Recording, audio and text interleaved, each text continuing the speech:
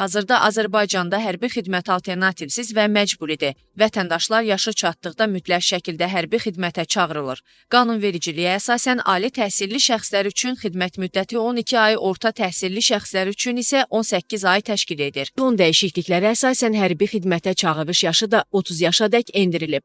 Bu fikirləri hərbi ekspert Üzeyir Cəfərov konkret AZA açıqlamasında bildirib. Gələcəkdə Azərbaycanda da Türkiyə modeli tətbiq edilə bilər. Belə ki, xidmət növünü seçmək hüququnun verilməsi, ödənişli hərbi xidmət kimi alternativlərin yaradılması ehtimalı istisna olunmur. Ancaq bu məsələlərin reallaşıb-reallaşmayacağı zamanla müəyyən ediləcək.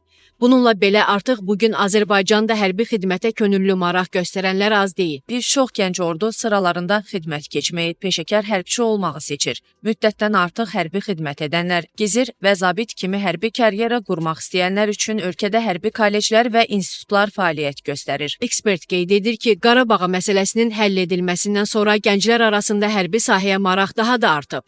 Bu, hərbi xidmətin yalnız vətəndaşlıq borcu deyil, həm də gələcək üçün peşə kimi qəbul olunmasına şərait yaradıb. Hazırda kişi vətəndaşlar bu sahəyə daha çox maraq göstərsə də, qadınların da hərbi xidmətə könüllü olaraq qatılması üçün hüquqi baza formalaşdırılması gözlənilir. Mütəxəssis bildirir ki, yaxın gələcəkdə qadınlara da könüllü əsasda hərbi xidmətə qoşulmaq üçün şərait yaradılacaq. Bununla da orduya cinsindən asılı olmayaraq peşəkar yanaşması olan vətəndaşların cəlb olunması mümkün olacaq.